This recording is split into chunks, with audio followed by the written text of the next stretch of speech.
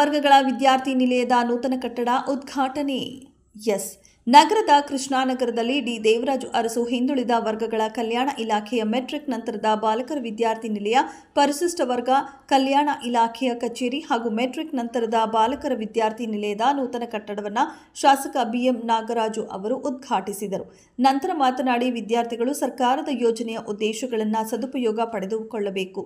ಅಧಿಕಾರಿಗಳು ಸಹ ಸಂಬಂಧಪಟ್ಟ ವರ್ಗದ ಸಾರ್ವಜನಿಕರಿಗೆ, ವಿದ್ಯಾರ್ಥಿಗಳಿಗೆ ಸರ್ಕಾರದಿಂದ ದೊರೆಯುವ ಅಗತ್ಯ ಸೌಲಭ್ಯಗಳನ್ನು ನೀಡಬೇಕೆಂದರು.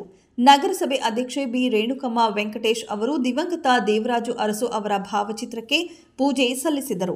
ಇದೇ ವೇಳೆ ಜಿಲ್ಲಾ ಹಿಂದುಳಿದ ವರ್ಗಗಳ ಕಲ್ಯಾಣಾಧಿಕಾರಿ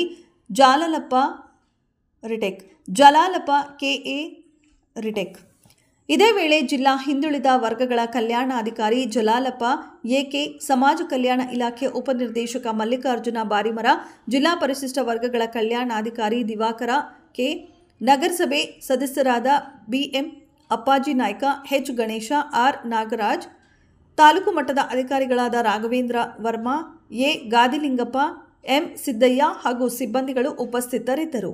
ವರದಿ Srinivasa Naik.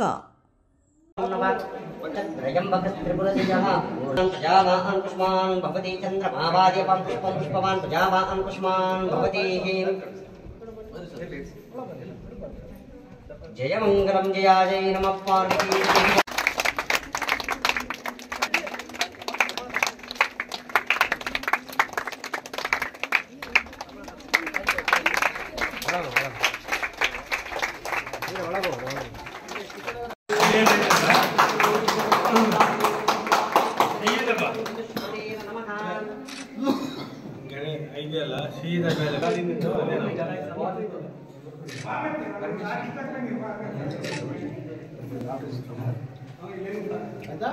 One second, sir.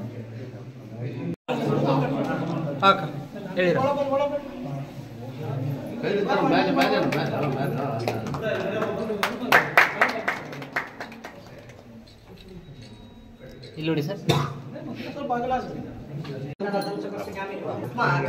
सर्वः जनानां समुदाय वर्गस्याः वसति निलय उद्घाटन समारंभ प्रीतत्तेनः पूर्वक्षेत्रः अन्य शासकसदस्यादिः सहितः सर्वजनानां नाम्नः सहितः विद्यार्थिनः अस्माकं शासकबोधनाय नमः, विकटाय नमः, विघ्नराजाय नमः, महागणपतये नमः, अन्नपूर्णेश्वरी देवतानुग्रह प्राप्त्यर्थ लक्ष्मी कटाक्ष प्राप्त्यर्थेनः सर्वः इष्टदेवता प्रदेवता आशीर्वाद प्राप्तिरस्तु.